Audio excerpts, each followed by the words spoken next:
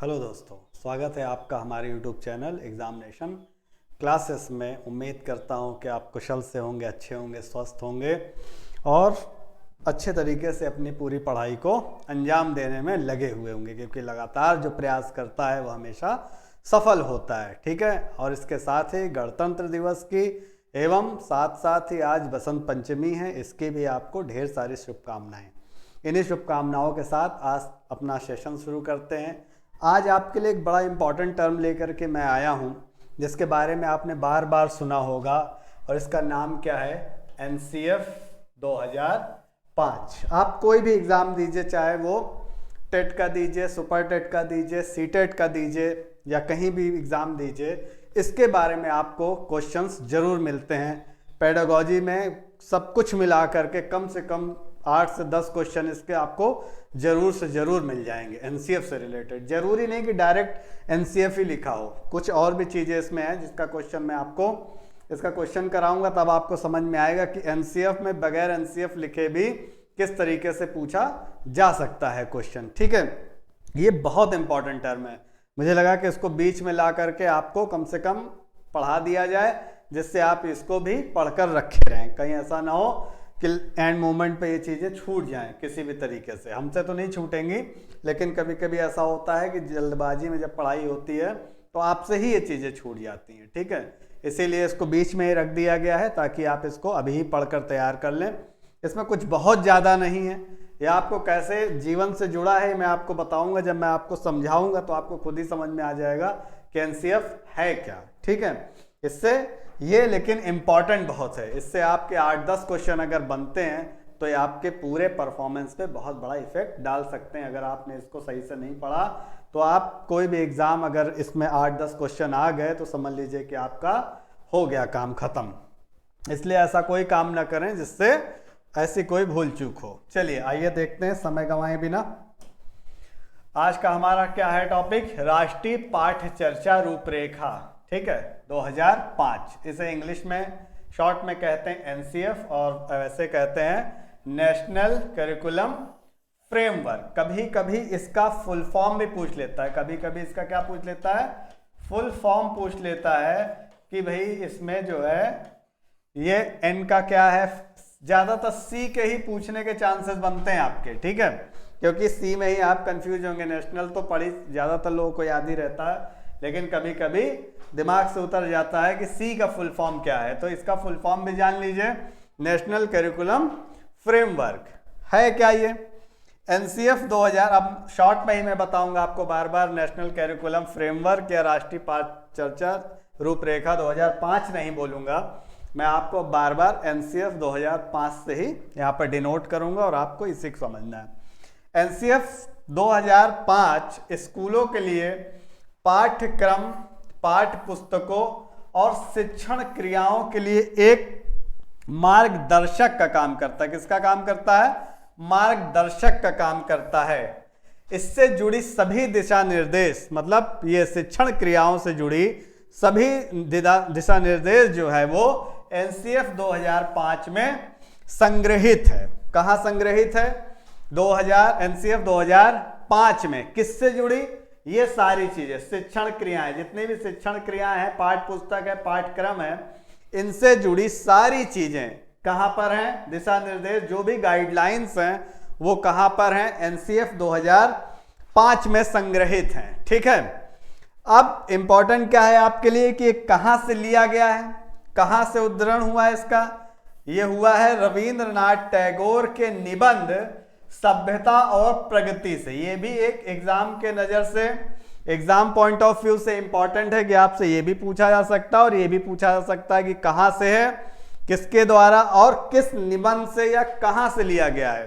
ठीक है, ऑप्शन दे देगा 4, उसमें सभ्यता और प्रगति भी डाला होगा, तो उसे आपको टिक कर देना है। क्योंकि अब आज एनसीएफ आप पढ़ने के बाद आपको कोई कंफ्यूजन एनसीएफ में नहीं रह जाएगी। ठीक है, जितने भी इंपॉर्टेंट चीजें हैं मैं सब आपके सामने लेकर के आया हूं। बहुत ज्यादा इसमें परेशान होने की जरूरत नहीं है, आराम से इसको पढ़िए।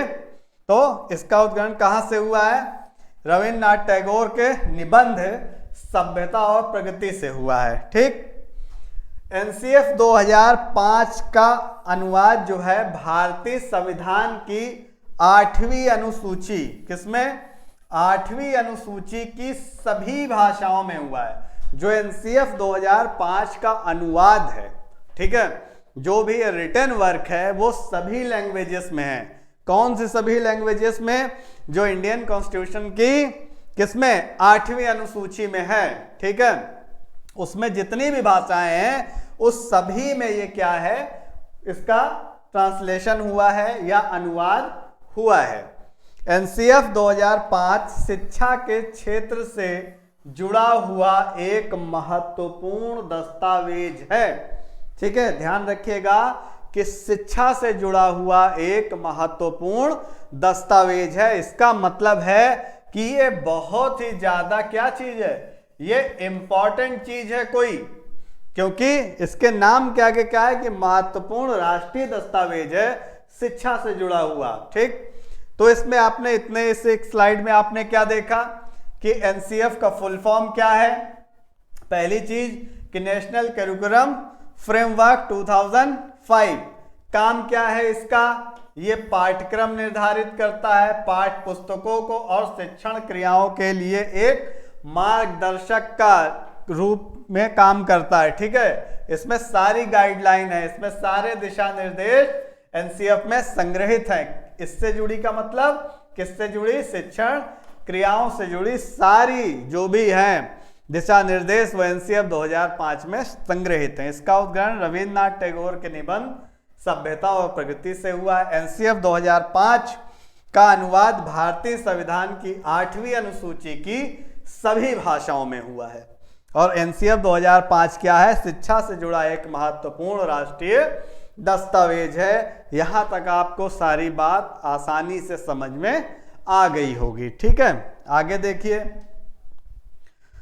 अब ये किस सूत्र पर काम करता है? एनसीएफ क्या करता है, किस सूत्र पर काम करता है? एनसीएफ का अगर सूत्र आ जाए एग्जाम में तो आप क्या करेंगे? इसका सूत्र है बिना भार के अधिगम। आपसे एग्जाम में पूछा, एनसीएफ पूरा का पूरा बहुत इंपॉर्टेंट है, एग्जाम में कुछ भी कहीं से भी आपसे पूछा जा सकता है। इसीलिए जितने भी इंपॉर्टेंट टर्म हैं, जितनी भी इंपॉर्टेंट चीजें हैं इसमें, वैसे बहुत बड़ा है, अगर आप कहीं पढ़ेंगे तो बहुत बड़े में है, लेकिन हमने इसको वही सारी इंपॉर्टेंट चीजें इकट्ठा करके आपको शॉर्ट में दी हैं ताकि आप इसको पढ़ लें और आपको एक आइडिया हो जाए कि एनसीएफ 2005 है क्या, ठीक है। तो ये किस सूत्र पे काम करता है ध्यान रखिएगा, एग्जाम में पूछा जा सकता है। तो बिना भार के अधिगम, इंग्लिश वाले लर्निंग विदाउट बर्डन, मतलब पढ़ाई ऐसी हो जिसपे बोझ न लगे बच्चे को, ठीक है। एनसीएफ इसी बात पे ज्यादा फोकस करता है। अभी हम लोग आगे देखेंगे कि किन किन बातों पे एनसीएफ का फोकस है, ठीक। तो सूत्र इसका याद कर लीजिए कि किस सूत्र पे काम करता है ये, बिना भार के अधिगम, लर्निंग विदाउट बर्डन। आइए इसके महत्वपूर्ण बिंदु देख लेते हैं, यही इंपॉर्टेंट चीजें हैं, ठीक है। क्या क्या इंपॉर्टेंट चीजें हैं? एनसीएफ 2005 के हिसाब से जो भी शिक्षा दी जाए, क्या 2005 के हिसाब से जो भी शिक्षा दी जाए वो बाल केंद्रित होनी चाहिए। पहला चीज, ये मोस्ट इंपॉर्टेंट है। ये क्या करता है? आपसे कहता है एनसीएफ 2005 कि जो भी शिक्षा दी जाए, ये मत पढ़ लीजिएगा कि 2005 के हिसाब से, मतलब ये एनसीएफ 2005 के हिसाब से बात की जा रही है कि जो भी शिक्षा दी जाए वो क्या होनी चाहिए?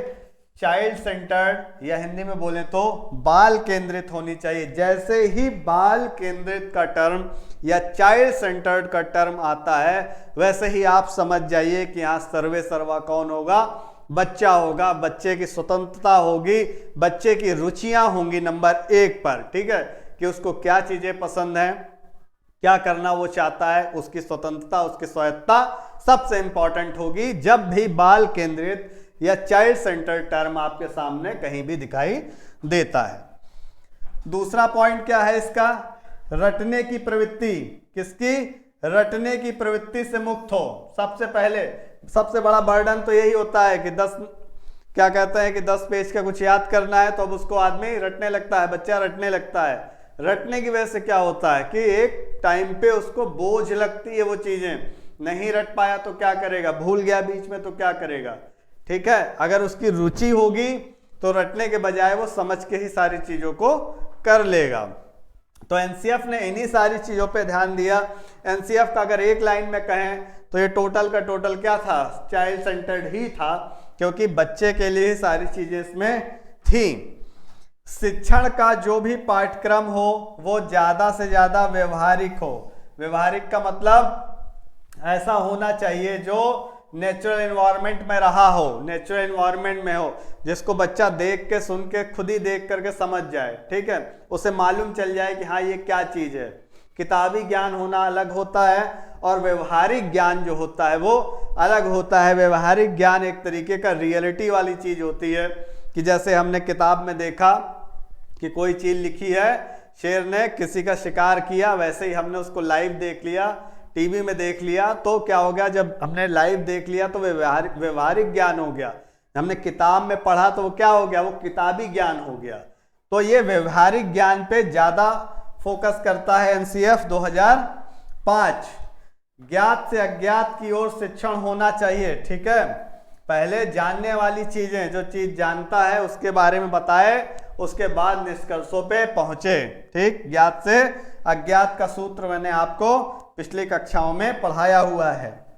इसमें यह भी कहा गया है कि अभिभावक बच्चों की छोटी उम्र में उनसे बड़ी बड़ी आकांक्षाओं का बोझ न डाले या उनसे बड़ी बड़ी आकांक्षाएं ना रखें, उन्हें एकदम स्वतंत्र छोड़ें, बिल्कुल फ्री छोड़ें कि वो अपनी पढ़ाई अपने हिसाब से अच्छे से करते रहें विदाउट बर्डन, क्योंकि इसका सूत्र ही कहता है बिना भार के अधिगम, लर्निंग विदाउट बर्डन। जब हम बड़ी बड़ी आकांक्षाएं बच्चों से लगाएंगे तो उन पे प्रेशर डालेंगे, वो खेलने गए तो उन्हें रोकेंगे या जल्दी बुला लेंगे, वो सो रहे हैं तो उन्हें डिस्टर्ब करेंगे, वो इंजॉयमेंट अपना कर रहे हैं, किसी बच्चे के साथ बैठे हैं बातचीत कर रहे हैं तो हम उनके ऊपर प्रेशर करेंगे और बच्चा प्रेशराइज होगा। और यही चीज ये मना करता है कि बर्डन नहीं डालना है, ठीक।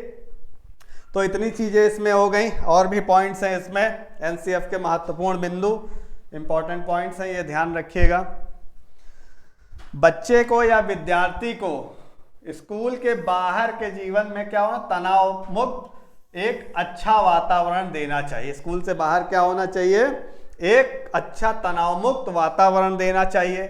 प्राथमिक स्तर पर जो शिक्षण है या भाषा का जो भी उपयोग है वो बच्चे की मातृभाषा में होना चाहिए। कई बार एग्जाम में पूछा जा चुका है, कई बार एग्जाम में पूछा जा चुका है कि बच्चे का जो ये उपयोग करते हैं हम पढ़ाने में, ये कौन सी भाषा का होना चाहिए, तो ये मातृभाषा में होने पे जोर देते हैं, ठीक है। एनसीएफ किस भाषा पे जोर देता है, मातृभाषा में, मतलब मदर टंग में होना चाहिए, तो बच्चा बेहतर तरीके से सीख सकता है। जो भी पाठ्य चर्चा हो वो कैसी होनी चाहिए, वो चहुमुखी विकास पर आधारित हो, मतलब उसका हर तरीके से विकास हो, शारीरिक, बौद्धिक, मानसिक, हर तरीके, सामवेगिक, सामाजिक, हर तरीके का उसका क्या होना चाहिए, विकास होना चाहिए, ठीक है। क्या होना चाहिए, उसका विकास होना चाहिए। इसके बाद शिक्षण अधिगम की परिस्थितियों में मातृभाषा का ही प्रयोग होना चाहिए। देखिए, शिक्षण अधिगम की परिस्थितियों में मातृभाषा का ही प्रयोग होना चाहिए, चाहे प्राथमिक स्तर हो चाहे उससे और भी कोई शिक्षण अधिगम की जो भी परिस्थितियां हैं उसमें बच्चे के लिए क्या होना चाहिए, मातृभाषा का प्रयोग होना चाहिए। मातृभाषा से ही सब बच्चा समझ जाता है। हर बच्चे के लिए समावेशी शिक्षण वातावरण होना चाहिए। हर बच्चे के लिए क्या होना चाहिए, समावेशी शिक्षण वातावरण होना चाहिए। ये हो गए इसके क्या महत्वपूर्ण बिंदु, किसके, एनसीएफ के, ठीक है। एनसीएफ के महत्वपूर्ण बिंदु हो गए ये जो आपने देखा। अब एनसीएफ में एक और चीज है इंपॉर्टेंट, एनसीएफ के 5 मार्गदर्शक सिद्धांत। क्या है, मार्गदर्शक सिद्धांत, क्योंकि एनसीएफ का एक सिद्धांत है। कैसा, देखिए ये भी इंपॉर्टेंट है, ये भी क्या है, ये भी इंपॉर्टेंट है। पहला क्या सिद्धांत है, ज्ञान को स्कूल के बाहर के जीवन से जोड़ा जाना चाहिए या जोड़ा जाए। ज्ञान को क्या करना चाहिए, स्कूल के बाहर के जीवन से भी जोड़ा जाना चाहिए। जरूरी नहीं कि सारा नॉलेज स्कूल में ही दिया जाए, बाहर से भी उसको, बाहर की जिंदगी से भी, बाहर के जीवन से भी उसको जोड़ करके सिखाया जाए। शिक्षण में रटने की परंपरा से मुक्ति हो जाए। भाई रटने की परंपरा से क्या हो जाए? मुक्ति हो जाए। रटने वाला क्यों इतना अच्छा नहीं होता है? इसके कई कारण है। पहला मेन कारण तो ये कि रटने में प्रेशर आता है, उसको रटना ही रटना है, समझ में आए चाहे नहीं आए उसको वो रट के ही करेगा। दूसरा एक उसका जो पॉइंट होता है गड़बड़, वो क्या होता है कि रटा हुआ भूल जाएगा, परमानेंट नहीं हो सकता है। और क्या होगा? प्रेशर लेगा, परमानेंट नहीं रहेगा, तो जो उसका लर्निंग गोल है वो पूरा नहीं हो पाएगा। बच्चे का जो लर्निंग गोल है वो क्या हो जाएगा? पूरा नहीं हो पाएगा। पाठ चर्चा पाठ पुस्तक पर ही केंद्रित ना रहे, जो भी पढ़ाया जाए वो सिर्फ बुक्स पर ना हो, टोटल टेक्स्ट बुक बेस्ड ना हो, वो बाहर के जीवन से भी जुड़ी हुई चीजें उसको समझाना चाहिए। सिद्धांत जरूर याद कर लीजिएगा, एग्जाम में पूछा जाता है कई बार और पूछे जाने की पूरी संभावना है। कक्षा की गतिविधियों से जोड़ा जाए एवं इसे लचीला बनाया जाए। लचीला मतलब फ्लेक्सिबल होना चाहिए। कोई भी चीज हार्ड एंड फास्ट रूल पर बेस्ड नहीं होनी चाहिए, उसमें फ्लेक्सिबिलिटी होनी चाहिए, क्योंकि ये बच्चों को पढ़ाने की बात की जा रही है। तो अगर फ्लेक्सिबिलिटी नहीं होगी, लचीलापन नहीं होगा, तो फिर मजा नहीं आएगा, वो सीख नहीं पाएगा। कक्षा कक्ष की गतिविधियां हैं ये, ठीक है। कक्षा कक्ष की गतिविधियों को जोड़ा जाए। राष्ट्र के महत्वपूर्ण बिंदुओं को पाठ्यक्रम में शामिल किया जाए। मतलब अपने राष्ट्र की महत्वपूर्ण बातें, महत्वपूर्ण बिंदु, ये सारी चीजें क्या की जाए? इससे जोड़ी जाए। मतलब राष्ट्रीय मूल्यों के प्रति आस्थावान विद्यार्थी तैयार हो जाएं इससे, ठीक है। क्योंकि राष्ट्र के जब महत्वपूर्ण बिंदुओं को पाठ्यक्रम में शामिल किया जाएगा तो राष्ट्र के प्रति क्या होगी? उनकी आस्था बढ़ेगी, ठीक। तो इतने पॉइंट ये हो गए। अब है कुछ इंपॉर्टेंट चीजें और हैं। एनसीएफ 2005 के निदेशक कौन थे? प्रोफेसर कृष्ण कुमार। कौन है? प्रोफेसर कृष्ण कुमार। ये पूछा जा सकता है, इंपॉर्टेंट है, ये भी ध्यान कर लीजिए। ये भी क्या है? इंपॉर्टेंट है। दूसरा इंपॉर्टेंट टर्म क्या है? यह भारत सरकार के MHRD मिनिस्ट्री की पहल पर प्रोफेसर यशपाल की अध्यक्षता में समिति बनाई गई थी, ठीक है। सरकार के MHRD की पहल पर प्रोफेसर यशपाल की अध्यक्षता में यह समिति बनी थी। इस समिति में 38 जो थे वो मेंबर थे, ठीक है। आइए इसके बाद देखें, ये इंपॉर्टेंट है। फिर एनसीएफ 2005 की भाषा का फॉर्मूला क्या था? त्रिस्तरीय था, मतलब 3 लेवल पे था, 1 2 3। पहली भाषा कौन सी थी? हिंदी। दूसरी भाषा कौन सी थी? अंग्रेजी। और तीसरी भाषा क्या थी? स्थानीय लैंग्वेज, मतलब लोकल लैंग्वेज, स्थानीय भाषा, ठीक है। ये तीसरी भाषा थी, ये पहली भाषा थी और ये दूसरी भाषा थी। तो ये इतने सारे इंपॉर्टेंट टर्म हैं। इसका चाहे तो आप क्या कर लें, एक स्क्रीनशॉट ले लीजिए। ये बहुत इंपॉर्टेंट चीज है, समझ रहे हैं आप? स्क्रीनशॉट लीजिए इसका फटाफट।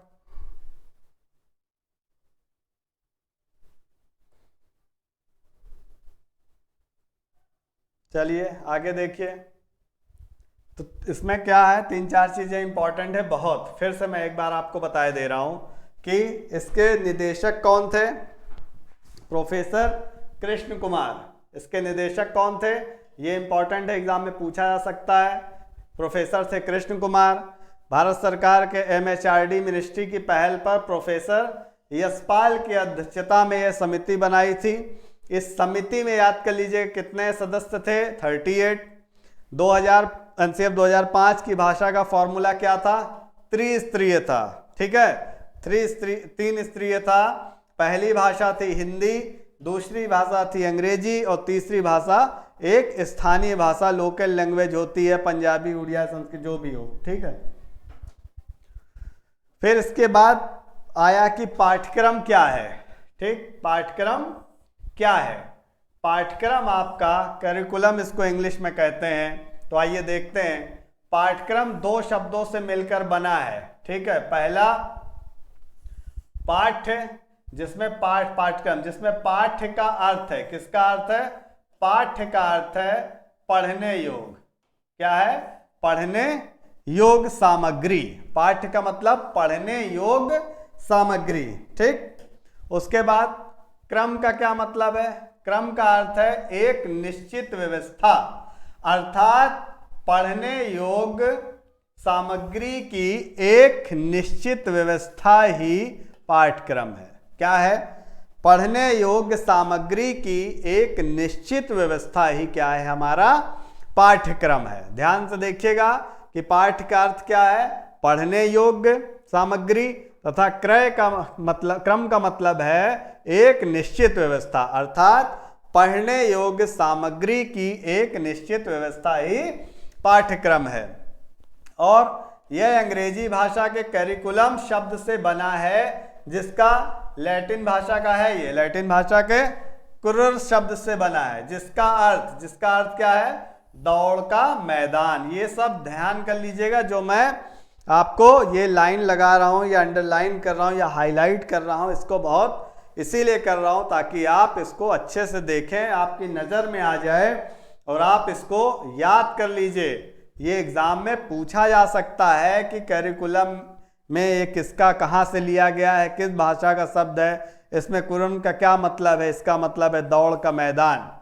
और इस पूरे का क्या मतलब निकलेगा? इसका मतलब है कि पाठ्यक्रम एक प्रकार का दौड़ का मैदान है, जिस पर दौड़कर विद्यार्थी अपने लक्ष्य को प्राप्त करता है। ठीक है, जो हिंदी वाला हमने पाठ्यक्रम का अर्थ देखा, उसमें था कि पढ़ने योग्य सामग्री का एक निश्चित व्यवस्था।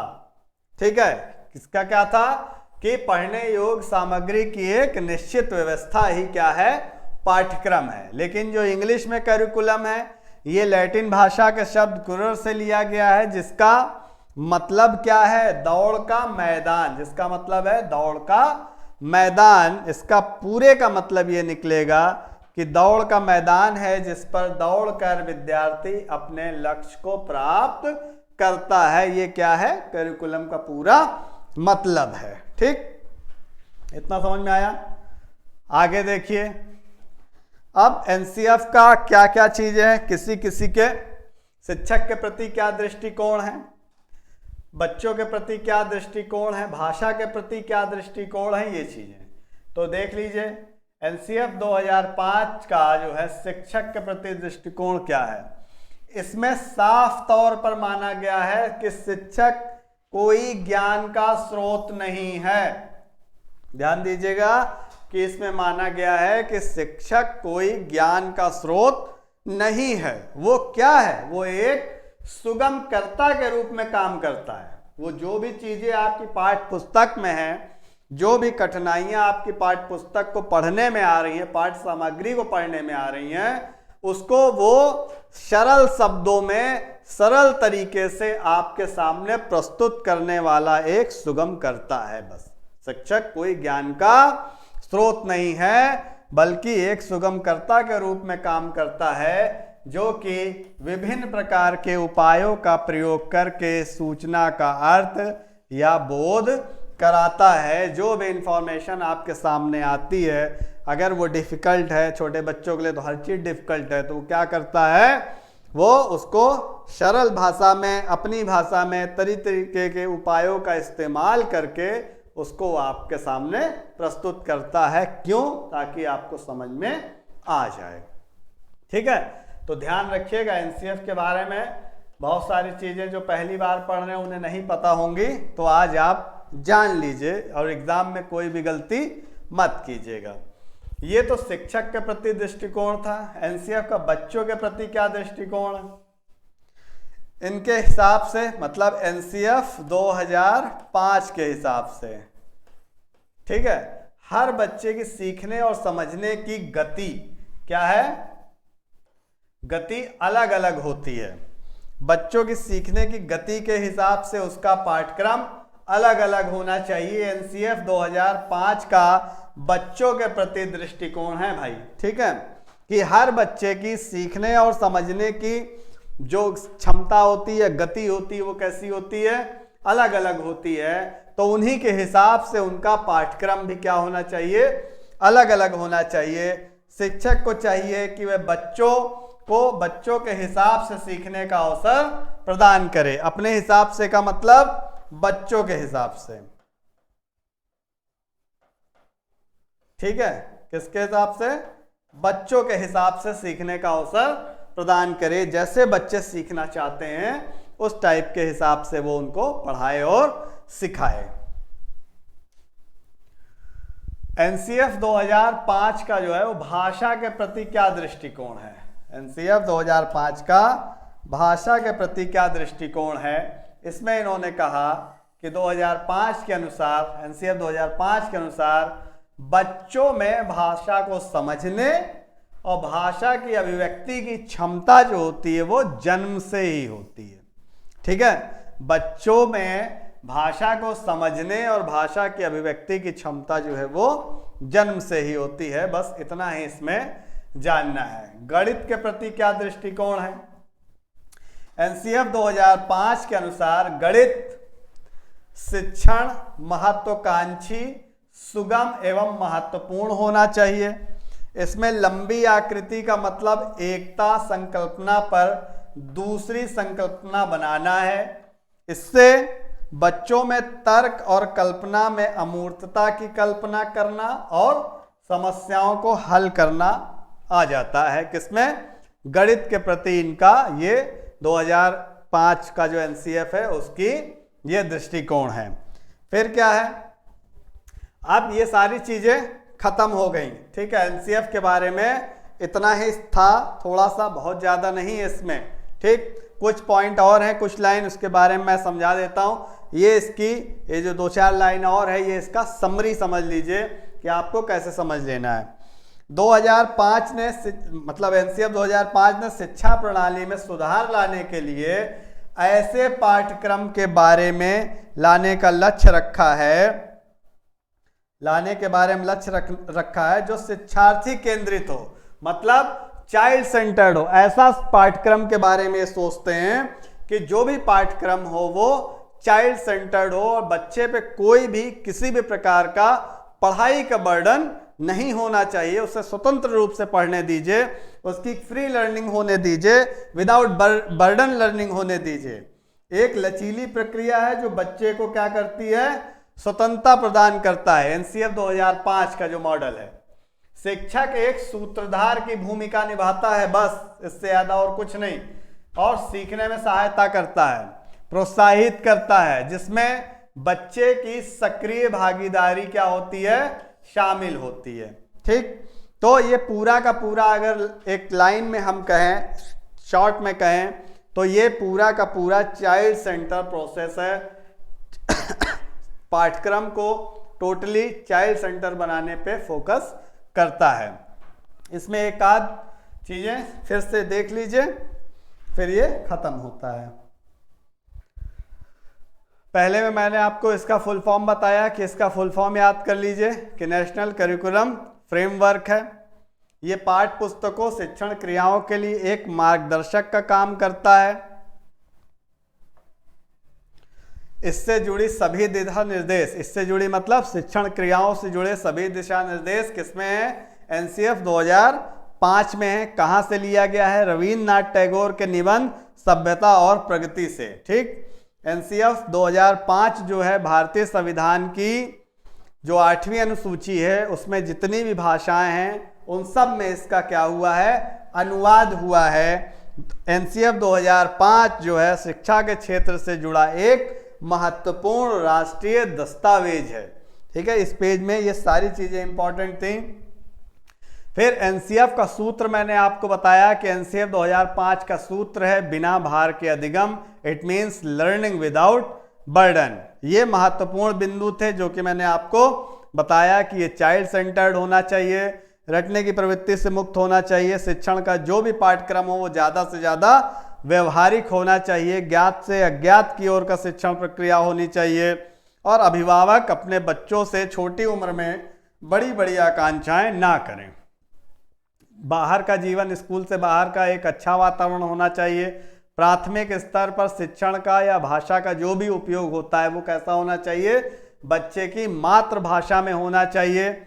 जो भी पाठ्य चर्चा हो वो बच्चे के चहुमुखी विकास पर आधारित हो। शिक्षण के अधिगम की परिस्थितियां जो भी हैं वो कैसी होनी चाहिए, उसमें मातृभाषा का प्रयोग होना चाहिए। समावेशी शिक्षण वातावरण होना चाहिए। इसके ये सिद्धांत बहुत इंपॉर्टेंट है, 5 सिद्धांत मैंने आपको बताए। ज्ञान को स्कूल के बाहर के जीवन से जोड़ा जाए, शिक्षण में रटने की परंपरा से मुक्ति हो, पाठ्य चर्चा पाठ्य पुस्तक पर ही केंद्रित ना रहे, कक्षा की गतिविधियों को किससे जोड़ा जाए, कक्षा कक्ष की गतिविधियों को आपस में जोड़ा जाए एवं इससे लचीला बनाया जाए। राष्ट्र के महत्वपूर्ण बिंदुओं को पाठ्यक्रम में शामिल किया जाए जिसमें बच्चों में राष्ट्र के प्रति प्रेम पैदा हो। उसके बाद एनसीएफ 2005 के निदेशक जो हैं वो प्रोफेसर कृष्ण कुमार हैं, ये बहुत इंपॉर्टेंट चीज़ है।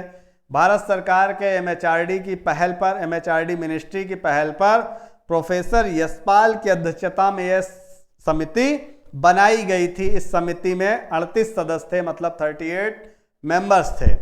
और पूछा जा सकता है, ये सारे इंपॉर्टेंट चीज़ें हैं, बस इतना ही पढ़ लीजिए, इससे ज़्यादा इसमें और कुछ पढ़ने की ज़रूरत नहीं है, इससे ज़्यादा नहीं पूछेगा।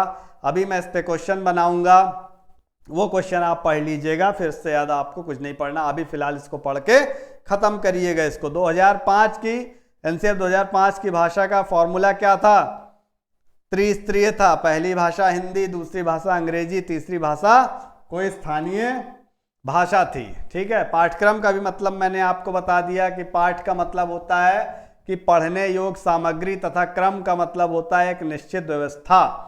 इस पूरे पाठ्यक्रम का मतलब होता है पढ़ने योग्य सामग्री की एक निश्चित व्यवस्था ही पाठ्यक्रम है। ये अंग्रेजी भाषा के कैरिकुलम शब्द से बना है। कैरिकुलम लैटिन भाषा के कुरर शब्द से बना है जिसका अर्थ है दौड़ का मैदान।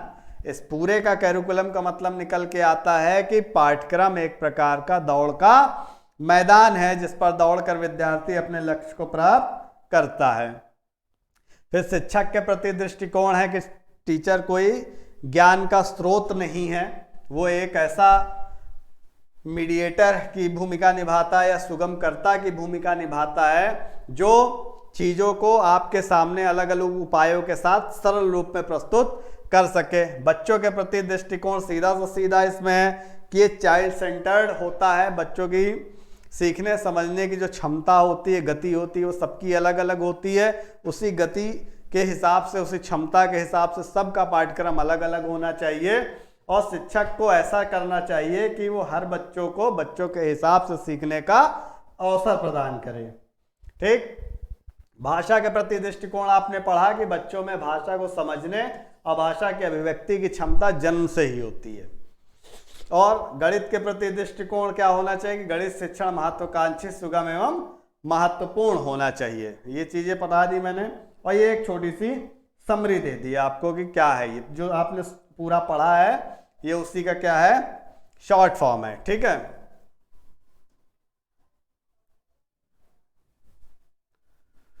तो आज का ये जो इम्पोर्टेंट टर्म था इसको मैंने ख़त्म कर दिया। आई होप कि आपको आज की क्लास समझ में आएगी। ये बहुत इंपॉर्टेंट टर्म है, ये ऑलमोस्ट हर टीचिंग एग्जाम में पूछा जाता है। 8 से 10 क्वेश्चन इसके बाहर नहीं जाता है। ये कम से कम 8 से 10 क्वेश्चन आपसे किसी भी तरह घुमा फिरा के पूछ ही लेता है, इसलिए इसे अच्छे से पढ़ लीजिएगा। अभी इस पे बेस में क्वेश्चंस लाऊंगा, उसको पढ़ा दूंगा, आपका ये एकदम क्लियर हो जाएगा। ये कॉन्सेप्ट समझ लीजिए, क्वेश्चन कर लीजिएगा, सारी चीज़ें क्लियर हो जाएंगी। अगर आपको आज की क्लास अच्छी लगी, समझ में आई, तो हमें और हमारी पूरी टीम को अप्रिशिएट करें, अपना सहयोग दें, अपने दोस्तों में शेयर करें, लाइक करें, सब्सक्राइब करें।